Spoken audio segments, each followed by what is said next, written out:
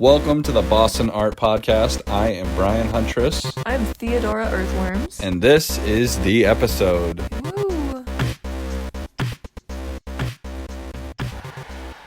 I hope this recorder isn't total fucking ass. You have to give me directions. Take a left. It's recording now, obviously. I don't really know if it's going to sound as good as our usual recordings because for anybody listening that may not know, I've done a little bit of investigating, and what I think happened is that the iPhone iOS update 15.5 absolutely fucking face fucked the voice memo app. Take a right. And I found a few obscure Reddit threads of people who have had similar problems, but no solutions, nothing from the Apple Store, nothing from any sources explaining why I can't even open the fucking voice memo app that I use every single day and have been for literally like a fucking decade. I use voice memos. Is 15.5 a recent iOS update? Yes, it just updated. Oh, that's why there wasn't any information. Yeah. That must be fucking what's going on. Dude, is that I just got fucking smoked. We've had 2 different podcast episodes while using voice memos. It just crashes out, fucks itself, deletes the whole episode. And we called Apple Care. We were on hold and on the phone with them for like 45 minutes. And the person on the phone was really trying to help us out, but there was no information to be found. And we went to the Apple Store in person, and the guy looked at the phone, and he told you basically to delete everything on your phone, which doesn't work. Which is not an option. Yeah. It's not a fucking option for me, alright? It's not the fucking option. But you can't be the only person in this position, too. I feel like this, I don't know, because the main issue, are they just back it up to iCloud? It's like you can't back up drafts, which as a person that is running your business on social media, drafts are the only way that you can stay sane and also post every day. I got hundreds of drafts. Yeah, which on everything. A lot of labor goes into prepping those, and if you get a new phone or your app breaks or something, those all go away. Yeah. Which fucks up your content stream. Facts, bro. So now I got this weird Sony IC handheld recorder. Maybe it'll improve our situation, maybe it won't. I hope the sound quality is okay. I think the sound quality will be mild. I think it'll either be the same. I think the best we can hope for is that this is a lateral move. All right, that's fine. The battery situation might be good. I don't know. Maybe because this has an estimated battery life of 24 hours. Who knows if that? I don't fucking know. Do you know if it saves the recording if it dies in the middle? Good question. Huh. Probably fucking not. Can't wait for Nothing works smoothly and conveniently. Absolutely nothing on earth is fucking streamlined, especially not in my life for the past 2 days. Well, we had fun. Life is shit. We skated in the woods and we found a thing. We found a little abandoned building that was really cool in cement and graffitied, but behind it there was this 10-foot tall bank wall, which for anybody that doesn't skate is essentially a bank. If somebody's talking about a skate spot that's a bank, it's basically a naturally occurring ramp. You know what I mean? It was really weird for that spot too, because it didn't have any obvious function for whatever the building was before. Think cement sand dune. Yeah. That's a bank. And yeah, so that was pretty interesting to skate that behind an abandoned building, a giant, weird graffiti wall bank thing. And you fell down, which you were pretty excited about. I wasn't. I got fucking clapped in the fucking face. I didn't hit my face, but I scraped my elbow really painfully. And your hip. My hip didn't get scraped, but I basically just slipped and then splatted on my back and ass and hip simultaneously. Do you want to go to Dunks real quick? We're going to Starbucks right now. Yeah, but that's more expensive. Might as well bring Dunks there. Alright. Is that stupid? A little, but I also do kind of want a refresher right now. Yeah, fuck. Like, what are you gonna do? Spend $6 on the same thing you can get for Dunks? I want something from Starbucks too. Doesn't Starbucks also have refreshers? I Wait, think they do. what? Then let's leave Dunks. But I might want a donut. They don't have food at Starbucks. It's good. Alright. You look nice today. Really? Thank you. Yeah, your makeup looks good. Even though I have a huge zit. I can't even see it. Yes, you can. Where is it? On my face. Like, what? Where is it? I really don't know. Literally can. I know you can. I'm not joking. Oh, well, now that you're pointing directly to it, I can kind of see it. It's huge. Alright. When I smile, it makes it dimple. Okay. Alright, what do you want? Hi, how are you? Good, how are you? Good, thank you. Can I get you tonight? Can I get a Boston cream donut, please? Do anything? A Boston cream? Small iced coffee, black. And a small iced coffee, black? And a small ice black. Yep. Is that it? Yeah, that's it. Anything else? No thanks, that's all. Thank you. Thanks. Just a donut for you. Just a little old black coffee for me. Don't worry, babe, I'll pay for it. Oh, thanks. I'm a high roller today. High rolling. It was $4. I was listening to a random podcast recently. I'm not even going to mention it because it has absolutely nothing to do with what I'm about to say. Okay. I'm going to turn off the AC because it's just blowing hot It's air really at me. not working. It's really upsetting me. Let's just go with the cool air from Do the you know windows. how to fix my AC? I think it needs Freon. How do you do that? Can we do that? I could try. I'll fucking make it. I'll fucking go for it. I'm scared to go to the car place because they always go, haha, give me $6 million, stupid. Let's just try. Let's literally look up how to put Freon in your type of engine. Not Okay. right now, but let's just fucking try it and let's see if it's possible. Okay. Anyway, but this podcast was talking about the idea of just letting silence and dead air exist in a recording and just being fine with that. I think it's a good thing to do. It's a 'Cause- good thing to do. They talk about that in like conversation psychology like type shit where they're like, if you just stop talking, the person you're speaking to will get nervous and fill the dead air. And it's like, yeah, that's fine. That's an interesting thing. It's pretty much universally true in a lot of cases. Like, it's like a similar thing. Like, if you touch your nose while talking to somebody, they probably will touch their nose. If they see you do it. Ready? Oh, okay. Hello. 422, thanks. Thank you. Here you go. Thank you. Thanks. You want to see? That's all set. Thanks so much. You know what's kind of stupid? What? Sometimes I order a coffee because my stomach kind of hurts. And I think that if I drink a coffee, it'll make my stomach feel better. No, not how that works. Give me the trash. Floor trash for the Oh, trash come can. on. Give me floor trash for the Alright, trash get can. rid of that drink real quick. Not my This drink, one, that drink. Alright, floor trash time. I'll just set down the recorder. This seems like it's working pretty well. I hope it is. I hope it's not too loud for the recorder at any time. What do you mean, the windows? Honestly, don't Like- worry about the windows. Just leave your window down because, Well, it's hot as fuck right now. Oh, I need those. like, if this recording just gets fucked and it's just like some stupid throwaway thing that we don't use, who cares? True. I don't give a shit.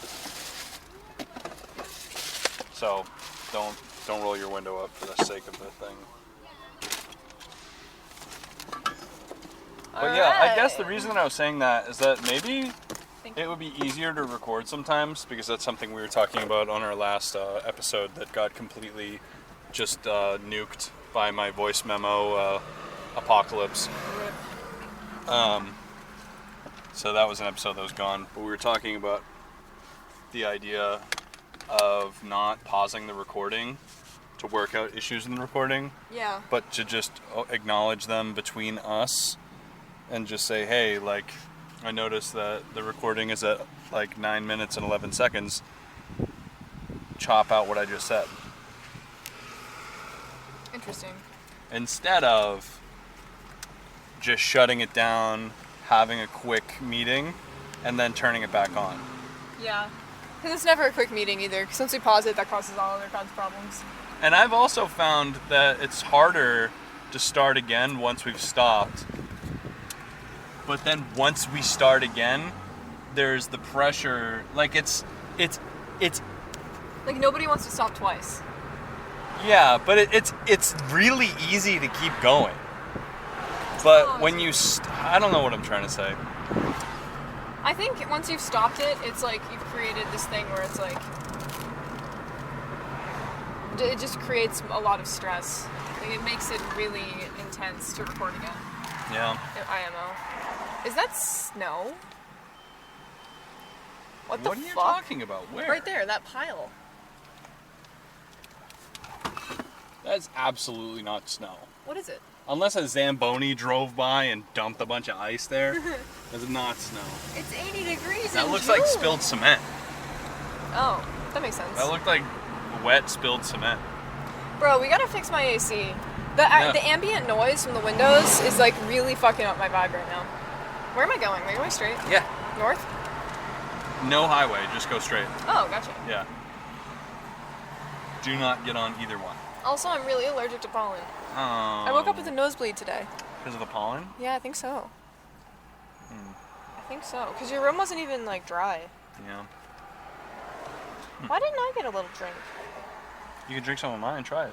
Some See of if you your like black coffee. it. Try it. Maybe you like it. It's ice, so it should go down easier.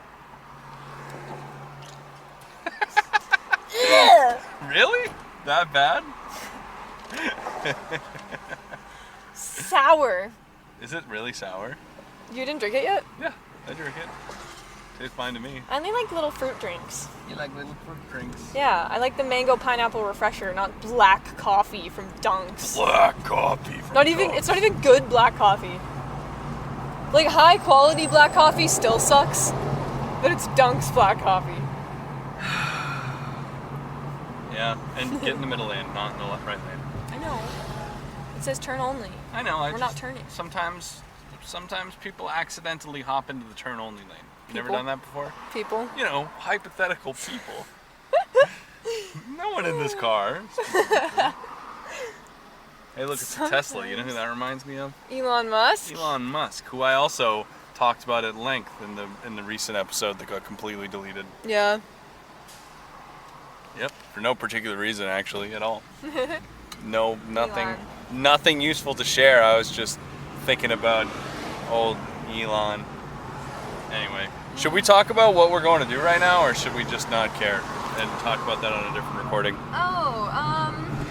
I kind of like the idea of doing this right now before we go do that thing, because I feel like this is putting us in the headspace we need to be in to go do the thing we're doing. That's true. Maybe we could talk about it. Well, we're going to be interviewed Yes. for an article that's about our podcast. That's about the podcast. That I don't know. Yeah, a good friend of ours, Joey, is going to be writing an article about the podcast for a publication, Yeah. and we will also have him on the podcast. Yeah. I'm assuming that's not going to be this audio file. I'm sure it will be its own. Yeah, so for you guys it might be a couple weeks or Maybe something. we'll just show up and I just won't turn this episode off. Nah, that might be kind of stressful. We'll probably need to talk to him. I want to first. ask him to see how he feels about it, but I'm pretty sure he's okay with it already. I didn't ask him specifically about recording the interview, but I did. What the fuck? I love when people fucking just decide that it's alright. Like, instead of waiting for traffic to clear, they just slowly inch into the side of your fucking car while you're in the lane. Like, just Yeah. fuck off. Wait like 3 seconds. There's nobody behind me. Jesus Christ. Anyway, You want to stay in the left lane up here. he's probably fine with it. Welcome to the Boston Automobile Podcast. I don't think there are many podcasts that almost exclusively record in a car. Yeah, it's kind of a There weird really setup. aren't that many. That I know of. There's comedians in cars or whatever. Yeah, but that's just like some stupid like Jerry Seinfeld Netflix thing. There's also isn't it? karaoke with what's his name? Adam something. No, it's not I know what he looks like, but I don't remember his name. Jim Gaffigan. No, Not him. Definitely not him. They he's look the, the same. the though. blonde guy. That looks like Jim Gaffigan. I don't know if I know Jim Gaffigan. He's a comedian that looks like the guy. Ah, look, that's the left lane that you're not in. You gotta go around. The bus was blocking the view of the parking lot mouth. And if Now we're someone at a came red out light. of the parking lot... See, you're rationalizing Remember this when you because said- you know that I'm wrong. Remember when you You're said, wrong. I don't want to drive, you should drive, because I've been driving a lot lately. Well, it's pretty painful for me to watch you drive badly. You know the conversation we Just had kidding. about work-life balance, where you can't do free work? You're a passenger right now. Clock out. What? You're not being paid for your time, so stop driving for me. I never paid for any of my time. I don't get paid. Jeez. Oh, they didn't. Never mind. I was ready to bitch, but they didn't do that. You got the correct donut? I thought the donut was upside down in the bag, but it wasn't. Don't you hate that when they do that? They just it's like they stick it to the bottom of the bag, frosting down, and then squish it in so it sticks there. They sit on it a little bit before they give it to you. Yeah. No, they put it right side up, and they put a napkin over it so it wouldn't get squished. Thank you, Dunkin' Donuts employee. Yeah. I think I know that guy. I think I went to high school with that guy. Really? Yeah. Anyway.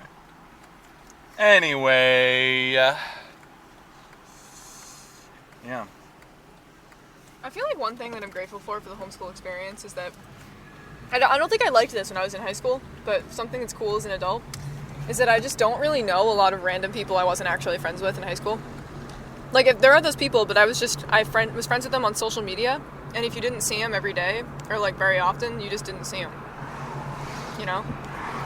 Yeah, it's kind of an interesting thing because that is an interesting, unexpected benefit. Yeah, I don't have to have awkward interactions at Dunkin' Donuts now, like 10 years later. You see, that happens to me on a regular basis. Yeah. Everybody, I mean, that still happens. Like, my version of the experience is like pretending not to know my ex's sister like 3 times a week when we're both at Walmart at the same time. Yeah, Like, see, that's kind of awkward. Stuff like that. You don't want to run into your ex's siblings. That's pretty generally suck ass time. It's a thing where we've established this thing where neither of us are going to say hi, but we both understand that neither of us are going to say hi because we see each other often enough and don't say hi that we could establish a new relationship entirely based on meeting each other in Walmart. But we're both committed to the narrative, so it's not awkward, but it is kind of awkward because we both know that we're committed. You know what I mean? I have a couple of those. They're not the only person. But for the most part... the one time... Oh, school bus ahead. Where we were at a fucking family event for my family that you attended and then saw somebody related to your ex. It's the same person. I know. It's the same person. I was being unspecific just in case. Oh. You were going to be like, no! Don't say that! You know what I mean? But No, yes, it's it was okay. the same fucking person. It's okay. It was very weird. Well, the thing about it that's funny is that I'm actually on good terms with this ex, too. I'm just not on good terms with the sister. Right. Or maybe I am, I don't know. It's not really a thing where it's, like, bad to talk about it, because I think that... Straight. You go straight. Yeah, it's... You know, we're all friends here. sometimes you're not on bad terms, but you're on just weird terms. Yeah, it's just where like, we probably don't want to... We do not need to be socially connected. Yes, that's We what just it is. don't need to continue any kind of social interaction. And I'm just really glad that we're... Like, it's not hostile, it's not friendly, it's just very neutral, but we always make eye contact for a third of a second. And you go, fuck. Yeah. You know what's funny? Back in 2017, I did my first attempt into podcasting. Yeah. Where I interviewed artists and shit, or not artists, but like mostly people in bands, on the phone and stuff. And I recorded it very badly, but my cap for every episode was 20 minutes. No shit. Yeah, and this is like the length of this current recording, which I just kind of remind me of looking at that number because it's so funny to imagine us shutting this off and being like, alright, that's the episode, and posting it. Nice. Like we're done. Wow, we killed that one. That's also, like, that's funny because I feel like 17 to 20 minutes is our, like, subconscious cutoff for when the episode stops being awkward when we do interviews. Right, like Like, it that's sucks until that's 20 actually minutes. when it becomes good. Yeah. Yeah, so I was just I was literally barely the teeniest bit scratching the surface of what that project could have been. Yo, Fuck you. you can't just stop and then put your blinker Piece of on shit. right after the light. Pizza shit. Nobody can fucking drive, man! Except for me.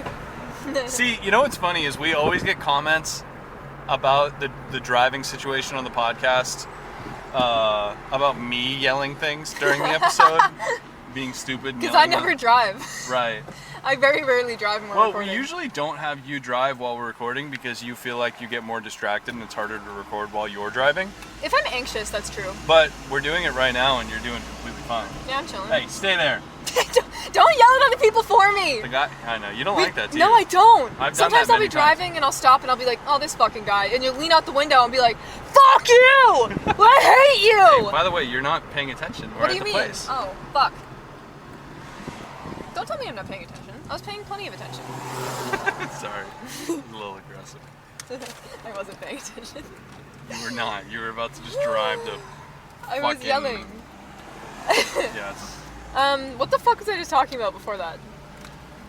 The idea of like the prospect or just the notion of recording for 20 minutes and then shutting it off. Oh yeah, I was actually thinking about that a little bit because I know that we joke about that, how it's like it's always at like 17, 20 minutes that we get through the painful part and then it gets good. Yeah. But I was thinking about that in the sense of just like a more holistic idea of that instead of just recording or like as a meme, but just thinking about why that is with people.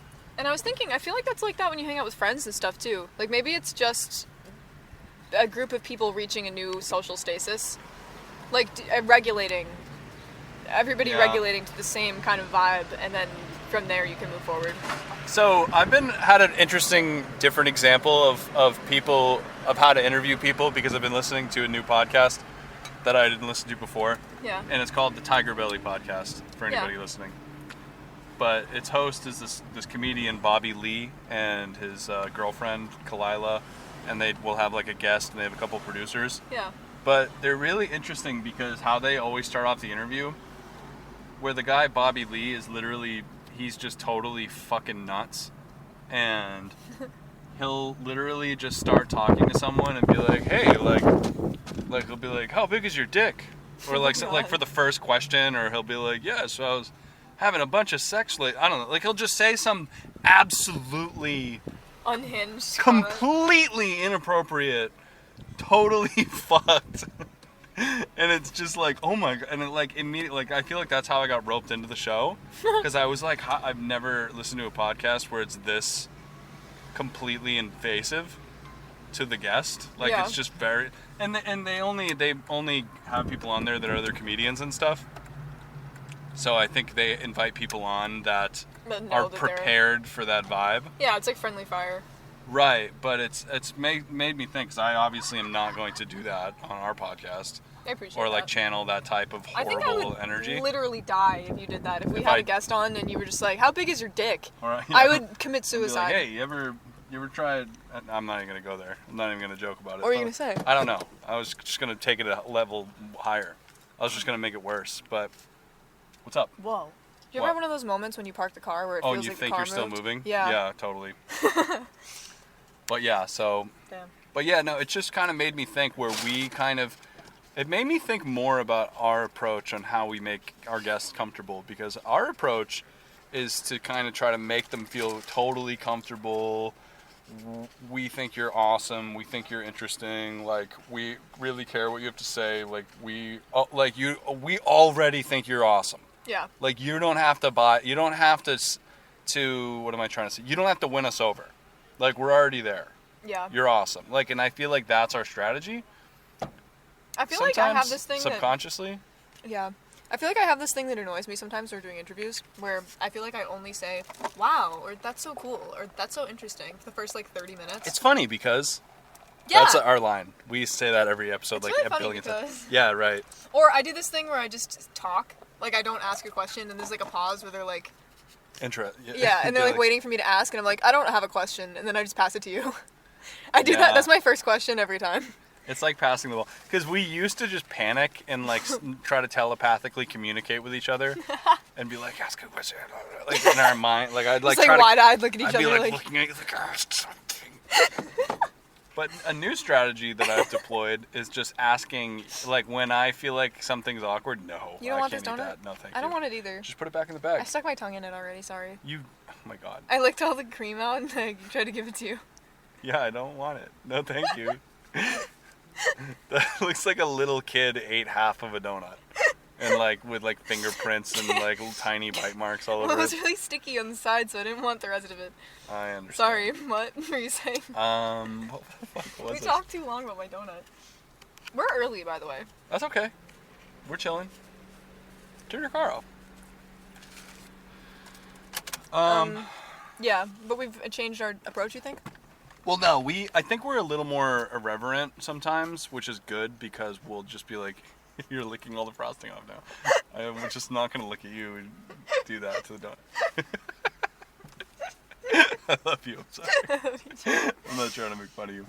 But no, where like, I'll just like, if something feels weird, like, you know, you want to kind of break the ice. Like if everyone's a little tense, you might want so here's the thing, right? It's really easy to unfoundedly or unjustifiably blame the guest for the tension. Yeah. Because sometimes it isn't the guest. It isn't that the guest is tense and awkward, and you need to punch through and get them to feel comfortable. Yeah. But sometimes it's the opposite, where the guest is uncomfortable because we're being weird. We are being weird, or we're stiff. So to kind of say something stupid to each other. Yeah. Like start talk, because we do that a lot, where we're just talking to each other right now, and we could do this forever. But something I've noticed we'll do occasionally is start talking to each other like this in front of a guest. Which is a little othering, I feel like. Not always. I feel like it's the opposite, because it can give the person the temperature. Like a chance to jump in. Right. It's like we're giving them that is the in. Is us just being stupid and talking to each other and setting the vibe.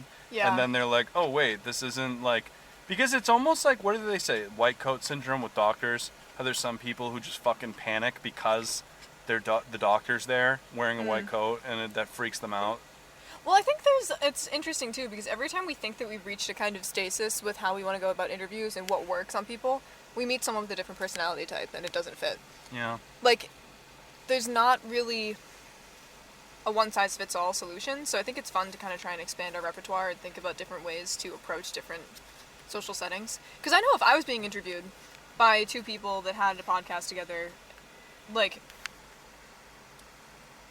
I don't know, sometimes I wonder if it's also like a little bit disorienting for people that we are also dating, that we like hang out all the time. Because I feel like if I was hanging out with a group of people and I was hanging out with like two people that hung out every single day and then I was the third person there, I'd have a tendency to probably not talk as much. You know what I mean? Like, that's like an intimidating structure. But because it's a podcast, it's a little different because you're there to talk about something for a reason. But I guess I wonder if it's like, if when we talk just to each other, if that's a little alienating. So I always try and like, even if you just turn to the person, you're like, you know what I mean? Or like, we make fun of each other or something, it gives them a chance to kind of, instead of there just being a wall of conversation, you know? Well, I think if we completely iced the person out and didn't give them an in, That would be so funny. that would be stupid. Like, we would be dumbasses for doing that. That would be a Which funny prank. I have known people who have tried. I'm obviously not even going to allude to anyone, but I have known people that have tried different interview-based projects like that, where they would just literally talk Yeah. infinitely and not interrupt, and like, I don't know, just like the stupidest, shittiest interviews where you get nothing out of. Like, if you're interrupting the guest, Yeah. you're not letting them get a word in. Oh, that pisses me off so They bad. speak for 5 seconds and then you start talking. Yeah. That's disrespectful. It's like, why actually do you know who Bill Burr is by any chance? Yeah. He's a comedian, but so he has his own podcast, and his podcast, he literally doesn't even have guests or a producer Oh, really? or a co-host. He just talks for like an hour straight. Huh. It's like, do that. No, it's kind of a funny template. Just fucking do that, dude. Like, you can. You could. I feel like it's really disrespectful, too, to invite someone on your project because of their, like, background or their insight, and then to interrupt them. Like, if you have someone on, you should be conscious of the fact that, like, you should be talking at most, like, with if there's 3 people in the interview, you should be talking at the most at 30%. Maybe more like 20. Yeah. Because that's the reason you had them on, and it's the only episode they're going to be on, probably, unless they come back for another one. Like, you want to hear their perspective, otherwise why bother, and take the time out of their day. Right. There is some like instances though where we we're not saying this is a bad thing, but I'm not like talking shit about anybody when I say this, but there's also the type of guests, of which we have recorded quite a few now, that we were talking about behind the scenes, as the type of guest where you just, like, Beyblade them, where you just push a button, the and they person just starts talking, and they just don't stop. I love that. I love that. But there is a limit. Okay, well... Where it's like this person eventually... Like, so here's another thing. Yeah. Where it's like that person can keep talking forever, and that's cool, and that makes our situation easier. But we're not just providing a platform for random people. We're also... The viewer is coming to our podcast to see through our lens. That's true. So like, for example, you could listen to an interview with the same artist, like, from 10 different publications, and, like, a lot of, like, I mean, unless they're all just really dry, like, just celebrity interviews, I mean, really boring, like, puff pieces, then it's gonna, like, I guess what I'm saying is that, like, you see the person differently in each interview because the interviewer is different. Because the interviewer is putting them through a different lens. Like, maybe it's a show where the host is, like, super into fucking, like, fitness and health and, like, shit like that. Like, you're gonna probably hear this person's position on fitness and health and what they eat. Yeah. Or if it's a recovery podcast, you're probably gonna hear their thoughts on, like, addiction and how long they've been sober. Or if it's strictly shop talk, art, technical shit. They're gonna talk about that. Right. So it's like, if the person talks the whole time, that's great. But it's like, we also are a conduit for our guests. Yeah, like, you want to be sort of on task. Yeah. What's our time situation? Oh, okay, cool. So we just recorded 30 minutes, and this might just become a lost tape that never gets published. What's hold? There's a hold setting. That's just as the off button. But it Like, says you power and hold it to power off. But it says slide up for hold. Maybe I you don't- can pause the recording. Oh, you can pause the recording, yeah. Oh. Anyway, Alright, let's go check out what's going on with the interview. so let's really, really try to make a mental note to finish this recording, because this is a good topic. Yeah, if we We don't will- finish it with This is Joey, we'll finish it regardless. This is a random meta episode. The Yeah. theme of this one is us discussing what we think about podcasting. And styles of communication. Hey, there's Joey right behind us. All right, let's Shit. shut it off. Bye. You're listening to Boston Art Podcast, Boston's premier art podcast. Yeah, so we got out of the car. We did the interview. We're back. But you just said that you think of some things a little bit differently Yeah. after that interview with our friend Joey. Wait, hold on. Before I say anything, are we planning to release this episode after the interview episode? I don't know, man. 'Cause I don't want to spoil the interview. Well, that depends on whether or not we're going to publish just the literal recorded fucking interview. Should I do that? Yeah, he said yes. I forgot to tell you. Okay, as long as that's cool. Yeah. So we'll probably publish this before that. So I don't want to spoil what we talked about there. Okay, that's fair. Sorry. It's okay. Maybe you could share a little bit abstractly.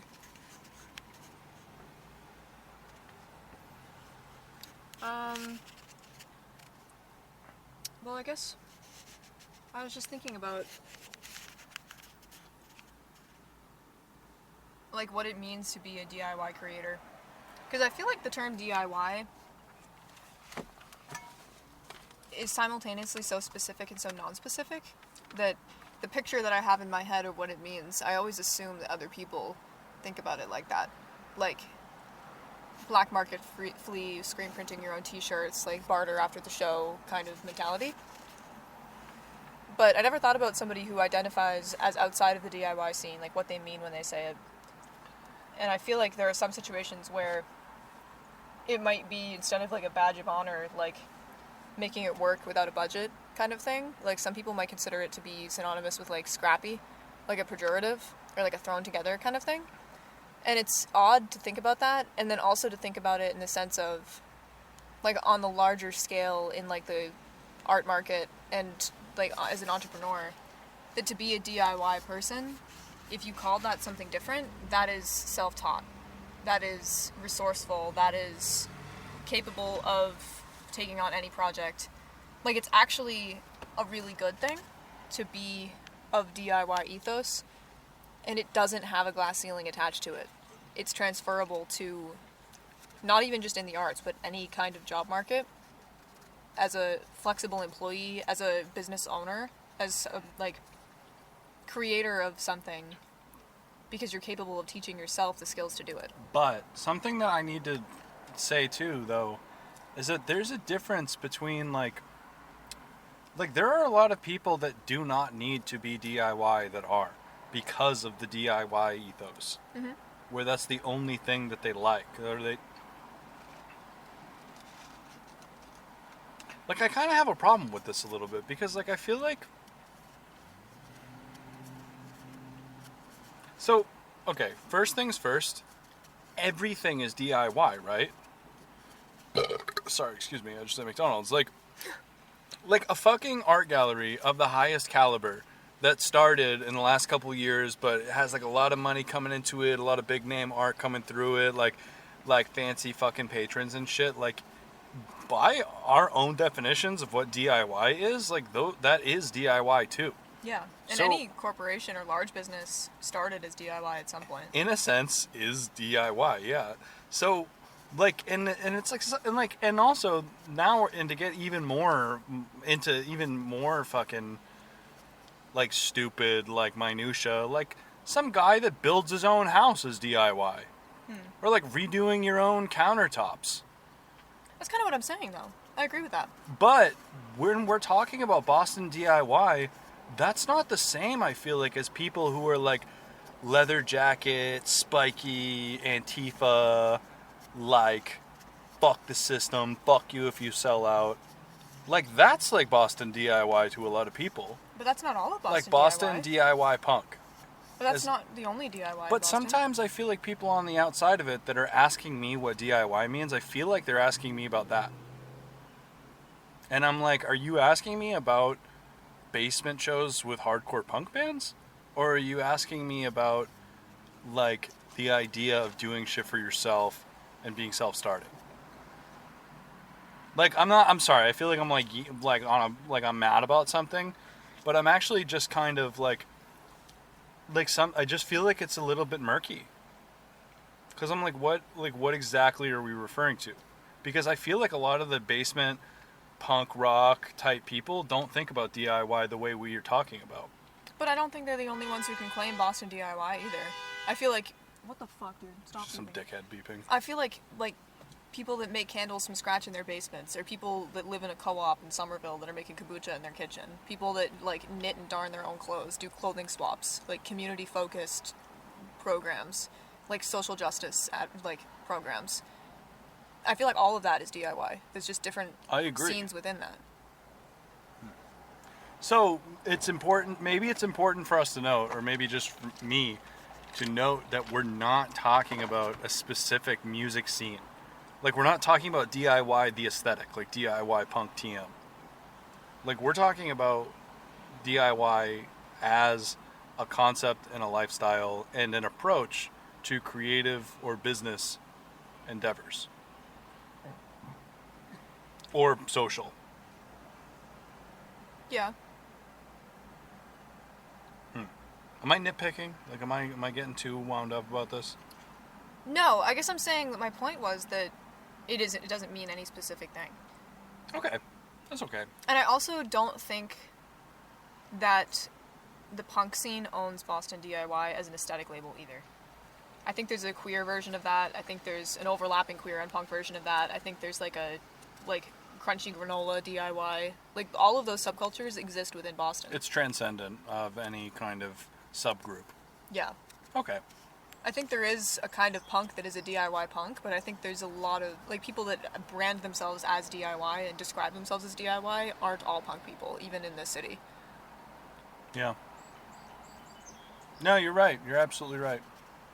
I think that what it is, in essence, to me, is somebody who started a project or a business with no external funding or very little, and made it happen through their own labor and their own knowledge and networking with friends and with like learning how to do what they need to do from the ground up with no like starting loan from an investor. And that can be just to support your household, it could be to support your community, it could be to create your own project, it could be your band, it could be your house. So what about, like, is there a way to, like, DIY self-start securing adequate funding for a project? Say that again? Like, what if you're trying to secure funding or investors for a project? Like, do you feel like that's kind of exiting the idea of DIY?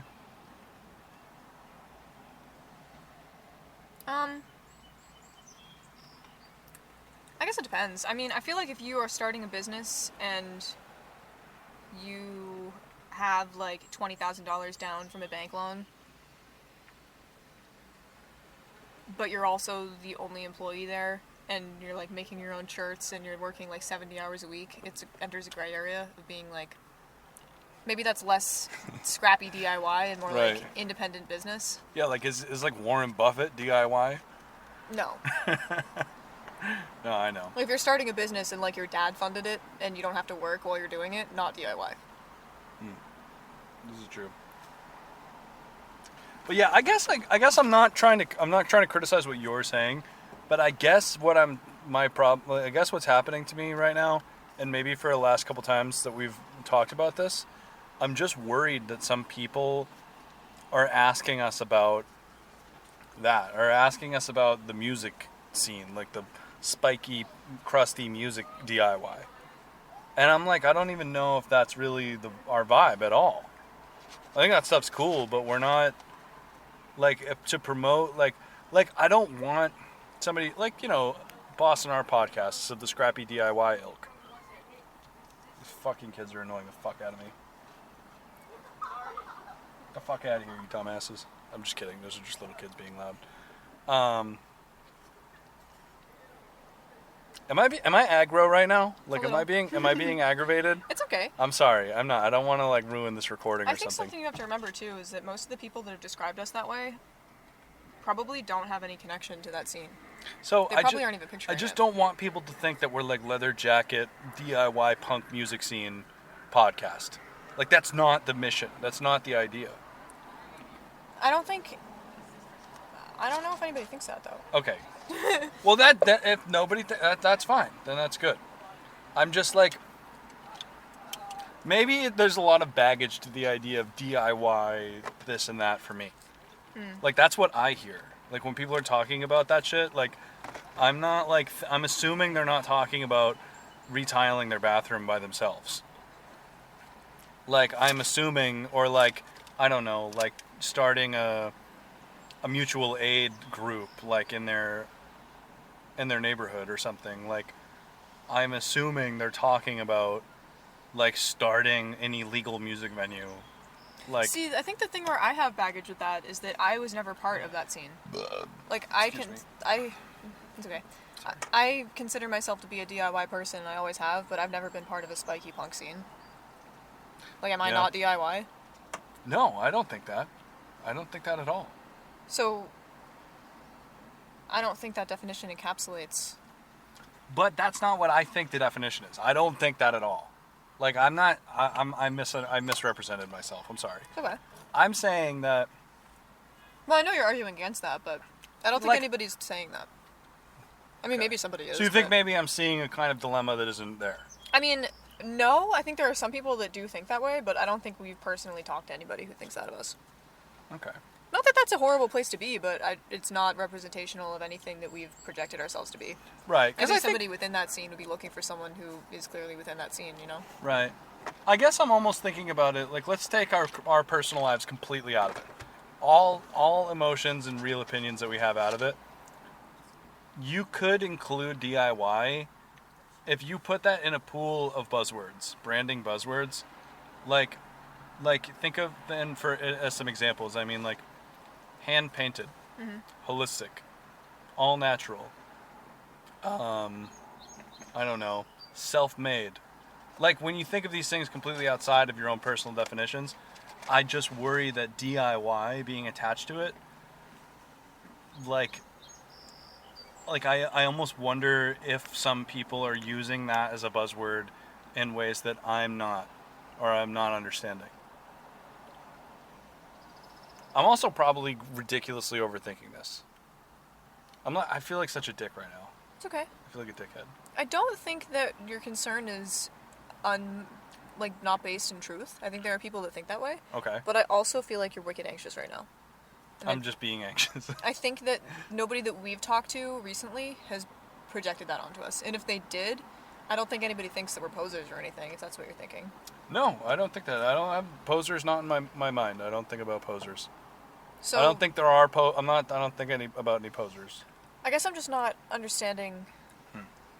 Because what my point was, to back up a little bit, is I was saying that regardless of what scene you come from, even if you are like a anti-establishment spiky punk DIY person, or if you're like a crunchy granola, like grow my own weed in my yard, like pickling cucumbers DIY person, or if you're just like low income and DIY is your way to make what you are going to make on this earth, you have a marketable skill set, and it is not like, I think there's this temptation by people that don't identify that way to both glorify that and put it down.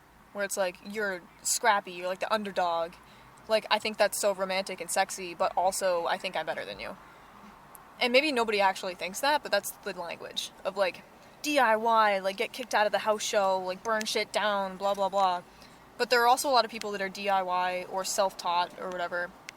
Maybe that's why people gravitate towards the term self-taught rather than DIY sometimes. But it's not synonymous with unprofessional. It's actually very professional. It means that you are able to learn on your feet. That you can teach yourself shit and you're adaptable to your environment.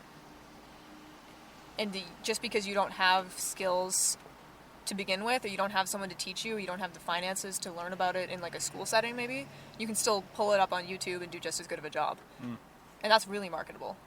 Badass. I agree with everything you said. I feel this way too. Okay. What's our conflict right now? There isn't a conflict. I just feel like, I don't know. Like, I always, like, every time I just see, and like, if Joey's listening or anybody that we've talked to DIY shit about, I don't think anybody said anything wrong, or like nobody made me feel weird or anything like that. Mm-hmm. I have no beef. Like, I love DIY communities. I love the music scene, all that shit. But I guess whenever I feel like I always am just, maybe I don't understand what I'm feeling right now. Maybe we can process through it. Maybe I guess whenever I hear people talking about like the DIY music scene, or like the state of the scene, or like describe the Boston this or that, like it feels so unquantifiable. Yes. Like it's like it's so abstract. It's such a nesting doll abstract concept that what the hell are we even talking about? So sometimes and it depends on the person. Like if it's a person wearing a leather jacket and they have a fucking face tattoo and you ask them about Boston DIY, like they're probably going to talk about like heroin and squatting in warehouses and like train shit. Like, do you know what I mean? So here's the thing that I think a lot of people miss, which might be what you're speaking to here. I don't think DIY is the buzzword. I think the buzzword is scene. Scene is a sub-classification. Interesting. Somebody who's a part of a scene in a city is not speaking on the arts community as a whole. They're speaking on their specific subdivision of that community. The DIY punk scene is talking about a group of maybe like 100 to 200 people in this one neighborhood that all know each other, which is why you know the state of the scene. You're not talking about somebody that's in a gallery on Newbury Street because they're not in the same scene. So this is like a failure of language. No, I think that's what scene means. But nobody thinks about it that way. I think you're right, and I wish people thought about it that way, but I feel like that's like a level of nuance that is not present in a lot of these conversations. I don't think it's necessarily that people don't know it. I think it's more that they don't care. Like if you're making music and if you're a punk and you're making punk music and you're going to punk shows and you want to know punk people, that's where it's at for you. Why would you fucking bother with like something else that's not in the same niche as you? Like, why are you going to know what's going on in, like, the Berkeley, like, sparkle pop scene? You know what I mean? Dream pop. Sparkle Pop. Sparkle Pop. That's a better name. Like, those aren't your people. You're right, though. But those people aren't being asked to speak on the entire thing. Which is why they speak on the scene that they're a part of. But we're speaking on behalf of the entire thing all the time. Not speaking on behalf of it. That's why we talk to so many people, why we do so many interviews. Almost every single person we've talked to is part of a different scene within But- the same city. Okay. Yeah. No, you're right. But it's just like, I almost don't want to ask people things like that anymore. Because, like, it's so broad that I think that sometimes it can be interpreted as being speaking on the entire thing rather than speaking on their specific subgroup. I think that a lot of people will naturally speak to their subgroup. I think if you ask someone to describe the art scene, they're going to tell you where they're at within it. Okay, well, how would we phrase that question without using the word scene then? I feel like personally I use scene on purpose. Like, think about it like this, right? If you were interviewing like a kid for the school newspaper and you were talking about high school and you go, what is it like to go to your school? And they start talking to you about like cheerleading and sports and whatever. Okay. It's not reflecting the experience of somebody that's like in anime club and like goes to like secret D&D meetings after school because they're not maybe in that social group. But if you talk to another kid and ask them the same question, they're going to tell you their experience and where they are from and like what they're doing. And that, when you expand that to like the professional world or like the adult social spheres, when you ask someone that, you're really asking them, what is your perspective? Like, what's your point of view? We are creating a 3D model bird's eye view Yeah. that is crafted out of the future hundreds of different individual perspectives Yeah. that will eventually make up one giant holistic example of what the scene is, Yeah. of what the Boston art, World. the I guess. Boston arts something Or sector, maybe. But sector. Yeah, see, but that to me, that sounds businessy. I'm nitpicking. Maybe but there is a failure of language because there maybe isn't a name for the larger classification. Because art world is too big. Art region, art. But yeah, I intentionally ask people about scenes because I'm not really asking them. Like, there's nobody that we've interviewed, and not because of anybody we interviewed sucks or anything, but because I don't think this exists. But there is nobody who's a spokesperson for an entire region. and if they act like they are, They're the fucking mayor. fuck that guy. Yeah. So to interrupt, do you want to finish, or is there more? Well, the reason you ask somebody a question like that is to really ask them about them. So maybe we could become better, more skilled interviewers if we asked that question in a more clever way, where maybe we are tripping people up by asking that, but maybe it would be better to ask them what their friends are like. Like, what kind of people are around? Like, you know what I'm saying? Like, maybe more personal questions about the day-to-day, the just displaying or exchanging of artwork and ideas. Like, where do you get your ideas from? Who are your peers? Does that make sense? Yeah. Like, I wonder if, like, we could be more, I wonder if we could backdoor that question. That's probably true. Like, sneak I just- around the idea. I think the thing I'm getting stuck on, though, is I don't feel like it's really tripped anybody up. Hmm. We probably could be more specific. I think that would be effective. Okay. But I'm just wondering what your... Huh. Well, I just feel like there... maybe. Okay, alright. Yeah, I think, yeah, maybe it is a little bit sticky to put someone in a position where they might think that they're being asked to give, like, a State of the Union on everything. Yeah. Like, maybe that is coaxing out more, like, politically neutral answers rather than an actual perspective. Yeah. But I think we tend to get to that anyway with people. Yeah. But yeah, there's always room to improve. But we could trick people. Not trip people with, like, deception or in some way to get them to say something. That's not what I mean. Trick is the wrong word. But I just wonder if we could find a secret tunnel into these ideas versus trying to go through the main gate, so to speak, with, like, this, like, idea of, you know what I'm saying?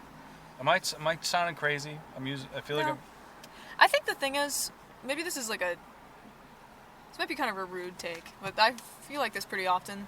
yeah. Because I am someone who Like, I dabble in, like, the music scene Sure. in Boston, but I've never been a musician. I've performed, like, maybe 3 times ever. But I feel like when people talk about the DIY scene, or when people talk about, like, the Boston art scene, they always want to talk about musicians a lot of the time. They do. And it's because the music scene is populated by rock stars. Everyone is their own main character because they're all performing. Damn. So if you talk to someone, you ask them about the DIY scene, and they talk about bands, it's because that's where it's at for them. They're going to talk Yeah. about their friends, and they're going to talk about the projects going on in their immediate circle. Yeah. And they're probably talking about 20 people who are completely irrelevant to 20 people 3 towns over, Yeah. who are also doing the same thing. And you can't even blame people for that. That's what a musician is supposed to do, and the way you're supposed to think if you're, like, a performer. But I've never identified with that, and when people ask me about, like, the scene, it can be a little bit frustrating because I am also the star of my own fucking show, and I don't have a band. Of course. No, but I'm, like, it's not just music. It's not just, like... Yeah. Like, the idea that DIY means, like, spiky punks is coming from, I feel like, you being in that environment and being around people that use that term to mean that. Oh, to me? To Yeah. me, DIY does not mean that. No, you're right. Like, that is not what comes to mind. And it's not because they don't have claim to that term, but it's like, that should automatically be fluid. Like, people that think that they own that people think they own the definition do it yourself is very self-involved to me. Stupid, yeah. I don't think I even want to, like... You have a really unique life experience that gives you a very good answer and a good take on this. Like, I don't even want to entertain, like, navigating that. Because to think that you need to speak for everybody and someone asks you about the scene is just very... Like, if we come across somebody like that, we'll handle it, but... But it's like, even if, like, somebody mistakenly thinks we're asking that, and they're not even the type of person that would do that, but they think maybe, like, oh, shit. I mean, it's not a crime Like, for I somebody to guess. do that, yeah. Well, no, that's not my whole point. That isn't what I mean. But I'm saying, like, if that person thinks... even if someone mistakenly thinks that, they're never going to give a good answer. Like, it's never going to be an interesting answer. You know what I'm saying? But I think the reason that it's a good buzzword is because if you ask someone what's going on in the scene, they're going to start talking about where they think it's at, which is talking about their lens and talking about their perspective and talking about what they're excited about. If somebody takes that and is like, starts talking about statistics or like talking about like the city of Boston as a whole, that would be a good time to redirect them as the interviewer into something more specific. But I think most people will just start rolling with main character energy a lot of the time. Yeah. Which is what you want. But the That's problem not a bad is, thing. I don't know if it's that obvious to other people. Like, I feel like you have a unique perspective on this that is giving you that nuance. Like, I don't think I'm the only one that didn't, the nuance that you're saying is that, like, I feel like that's not that obvious to me. Like, I didn't really think about it like that until this conversation. But I don't think there needs to be nuance. Because what you're telling me by that association happening in your mind is where you've spent time. Even if it doesn't seem like it's something that fits to you, I still learn about you from your response to that question. But you inferring that is unique to you. Like, that is a little bit of an advantage you have, and the listener might not even pick up on that. But that's where... Like, someone might be like, so that's what this person thinks about the state of the fucking world. But I'm just... Do you see what I'm saying? Yeah, but that's not the end of the interview. That's where you as the interviewer take that information and then adapt the interview to what they say to you. Like, that's a leading question to learn about the person you're interviewing, and then you follow it up with more pointed questions to bring the listener to where you're at. Interesting. I see why you're saying. I get it. I don't know. You're not wrong. I don't disagree with you. I think that's not a bad approach. And I don't think when I what say you're suggesting is bad either. I think that's smart to be thinking about too. Like, I just wonder if, like, we could experiment with the idea of... And, like, I feel like sound as though I'm like, hey, Theo, like, could you change the way you're doing this? And that's not what I mean. No, I know. I'm not trying to... Because, like, I'm talking about myself as well as you. Yo, look at that car. What? Whoa, that was cool. That was so funny. It was a big truck with flags all over it, but all of them were different... Pride flags. Different pride flags. That was a weirdly unique sight to see, because I half expected it to have like guns and like QAnon and yeah, it was like a big pickup truck. Brandon Biden or whatever the fuck. Joe Brandon. Anyway, yeah. but I think I'm not mad at you right now. I think that I get really irritated by people making that association because it completely alienates me personally. So, and I don't want that. I want to do everything we can to prevent people from even thinking like that. Like, I think it is an effort of this podcast to provide that nuance to people. Yeah. But I'm just saying that, like, I think we should give the audience credit because they figure out things that we probably don't. Like, they're smart too. But I think that there could be people listening that did not think about that at all. That don't have that benefit of the doubt, or don't give that benefit of the doubt. That's fine. Why is that an issue though? I feel like I'm not explaining what I mean to you correctly. So, okay, let's follow that through though. Say we're doing an interview with somebody and we ask them for like a state of the union for the DIY scene. And they start talking about, like, what is the concern? They start talking about, like, the punk I'm saying music scene? I'm saying that question is neutralizing. Like, for the interview. Like, I'm saying that person will almost guaranteed give a bad answer. And they might not even really know where to go. Like, I feel like it's just might just put, I don't know. It might be loaded too. Like, I'm saying that, like, and I don't even know if either of us have ever even asked anybody that. But, like, I'm just saying that, like, I wonder if we could get those answers about their, I'm losing, I feel discouraged. I just want to understand what you're saying, because I wasn't even thinking about it from the perspective of the audience. Like, what is the risk that we're running from that point of view? Low risk. Not a big risk. Everything's going to be fine. Like, know, this is the most nitpicky ever, but I'm just saying that, like... But what is the potential misunderstanding? That maybe there's not a potential misunderstanding, but maybe there's a potential of not digging deep enough into our subject. Like, maybe there's more... Maybe we could uncover more interesting information by asking, like, a question driving at the same truths. Like, the same desired outcomes. Like, we want what they think of the scene. We want to know what their friends are like, what they do. We want that shit. We want to know how they feel about this stuff. Yeah. But I'm wondering if we could bypass these ideas of the scene. Because it's doesn't even fucking resonate with you. You don't give a fuck about the scene, in air quotes. See, no, that's not what I'm saying, though. Okay. I'm saying the scene that you're referring to is not a scene that I'm in. That's what I'm saying. But there is a scene that I'm in that is not that. Me too. I know that. That's what I'm saying. I feel like everybody has one. The idea that it's connected to specifically DIY punk is a DIY punk perspective. But that's okay. We need to scratch the DIY punk aspect of that, because I'm not even really talking. Like, I used that as an example earlier, but that's not only what I mean. But what I'm saying that it's not that I don't give a fuck about the scene. It's that my scene might be different people, which is why asking that question to me would cause me to talk about my friends and the stuff that I see, what's going on. I think that where there is a weakness with that, though, which I haven't thought about, and is probably a good point, if this is kind of what you're driving at, is it's alienating maybe for people that, because it is kind of main character energy, whether you're a musician or not, where, like, maybe there's people that make their art that don't feel like they're interested in being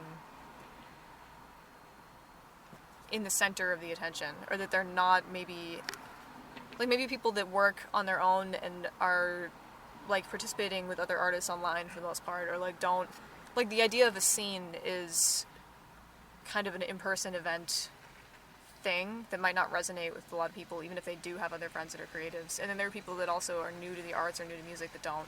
But we've talked to people like that. So maybe it is an alienating question in that sense. But, like, I'm saying it doesn't not resonate with me because I don't care about the scene. I just think that my definition of what the scene is isn't the same as the next person's. Right. And that's true for every person. Which is why I think it's a strong question. I think the opposite.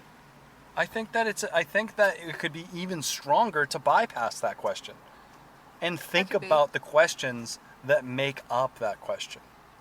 Do you know what I'm saying? Like, I feel like there's a million questions underneath that one. Yeah. That could be more effective and more, I don't know. I feel like it can't be the only thing you ask in that thread. Like, I feel like it's a general question, so you can bring it down to something more specific based on how they respond. Here's another thing, though. A lot of people are political minds. A lot of people think politically. They're thinking about what other people are thinking about them. They're thinking about what they say and whether or not people will be mad at them or things like, you know what I'm saying? Like, people are thinking about that shit. Yeah. And I think that there are some terms and some concepts and some topics that cause people to be more heightened in that way. Where now that we're saying scene and this shit and like the whatever, like now they're like, fuck, now I'm thinking about everybody. Yeah. And they don't know that they're thinking about everybody, but now they're feeling hyper perceived. You know, you're right. Because You're scene right, is too. a very, like, scene is a political term. It's a Yeah. popularity contesty term. Sometimes, in some cases, and like there's nothing like your entire like everything you've said, like that, like if we followed everything, like that would be fine. Like the way that things, like the way that you're thinking about it is not bad. But I'm just like, I guess I'm just wondering if there's more. There's more. I don't know. For me too. I don't know. I don't know. You're right about the social thing. Because I think, I don't know, I feel like there's this attitude of people that self-identify as being part of a scene where it's like an all are welcome mentality if you roll with us. Right. If you think exactly. Not even like that, Right. but it's like, it's an invitation to sit at my table. Okay. And Yeah. if you're not part of that, or if you don't know the people that they know, or if you're not like going to see the bands that they're seeing, you're not with the scene, or you're not where it's at. Mm-hmm. And that's fine, because that's how you should support your friends. Like, you should think that the world sun rises and sets on the creative projects of the people that you love. I don't think that's necessarily bad, but I think it's very small-minded, because just because I'm not involved with you, or because I've only come a couple times, doesn't mean I'm nobody. And I think that people who self-identify as being like leaders in a scene don't see the edges of their horizon. Sometimes. There's also people who maybe are doing the exact same thing and being just as involved that don't call it that. So maybe what you're speaking to is more of the like social things that come with that term specifically. Because if you said the same thing but you called it music community, that's much more inclusive than like what's going on in the music community versus what's going on in the music scene. Scene implies beef. Scene implies like who has the best house show. Scene implies what band is touring right now. Like, who do you know who's making shirts? Who should I pay? What DIY venue secured the touring act? Yeah. The cool touring act that everybody desperately wants to open for. And Who got to open for them? Yeah. That type of shit. And it doesn't necessarily, like, maybe you're not going to start talking about the like gardening project that you were working on with your friends when someone asks you about that. But the thing that pisses me off about that is that I've always been someone who's kind of been in that region of DIY. Yeah. So I feel like I've experienced many instances of some random person in a band like implying that I'm not where it's at or I don't know what's going on because I'm not that kind of DIY. So it is kind of like frustrating to me to think about it being a specific definition. I see that. But it does exist. That's true. It's a good conversation. Yeah. This is interesting. I'm mad at you now. I kind of feel bad that you told me that I'm right. I'm not, or like that you said that even then. I didn't say that. Well, you I said didn't now you're right. specifically. No, I didn't. You kind of did. You're a little Nah, right. I love you. You're a I'm little sorry. right. It's okay. You're also a little right. The way This might need a part 2. I simultaneously think it's offensive to assume that that's synonymous with a specific subculture and understand that a lot of people think that. But I agree that it is offensive to think that covers one group, that's just referring to music and shit. But I disagree with the fact that everybody knows that. Like, Yeah. I feel like that is a popular misconception. It's true. That DIY whatever is referring to the local scene. The local fucking music, whatever. Like, that is a commonly held bad opinion. And that's the interesting thing, too, because I feel like we've talked to a lot of people who are of the belief that, like... And, I mean, I've thought this in the past, too, of, like, it's so fucked up that art in Boston only exists to supplement music in Boston, and, like, visual artists only show when, like, bands are playing or whatever. Yeah. And it's like, you are inside of a box. Like, that is the scene. Yeah. Nah, you're right. I've contributed to that too. I've Me showed too. my art with music and That's not a bad thing and inherently. exploited music to popularize my art. I don't think that's bad. I know. I think that bands tongue-in-cheek. exploit artists a lot of the time. That's true. And like don't pay people for art, and they're like, I'm putting out a new EP, and a lot of people are gonna come to my release show. Will you do the shirts for free? My favorite is, hey, we're having a contest for Yeah. our artwork. Send us Send drawings that you did for free. We might pick it. Well, it's like what they're doing is concept art farming, and they You get fucking assholes. right. It's like you are surpassing valuable creative time that you would have to pay for Yeah. if you just commissioned art. Or when someone is like, hey, I'm looking to hire an artist. Does anyone know someone? And you respond, and you're like, I have free time. What are you looking for? And they say, I don't know. Send me some sketches.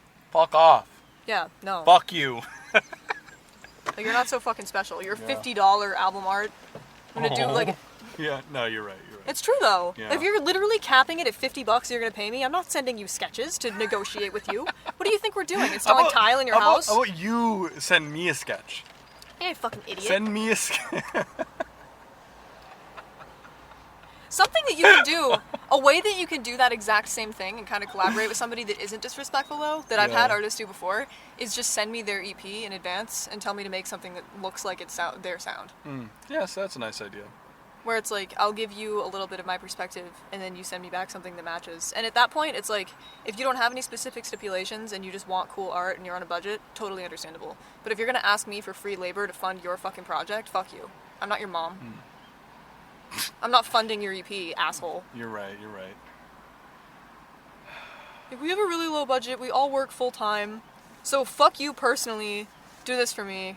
Ethically, you're obligated. Yeah, like if you don't have the money for album art, just use a photograph. I'm just kidding, though. Anyway, I really don't want to stop, but I have to pee so fucking bad. Why don't you go pee? I will. How long have we been recording for? 40 minutes. On top of what we had before? Yeah, an additional 40 minutes. Oh, this is a whole episode then. Yeah, we could stop right now and this would be an upload. Okay. Yeah. This has been a good talk. Yeah, I feel I'm like burned out. We've been recording for like hours. okay, yeah, maybe we should shift gears and do some relaxation and We're probably not unwinding and We're probably gonna just meditation. work on grant proposals or something. Shh, don't say that. We do have to do that.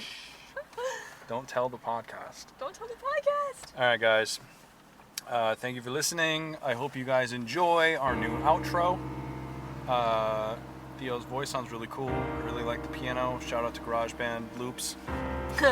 Appreciate that. Yeah. All right, guys. Bye-bye. Boston Art Podcast is an independent DIY production by Brian Huntress and Theodora Earthworms. The information contained in this episode represents the views and opinions of the original creators or our guests, and does not represent any institution, organization, or business.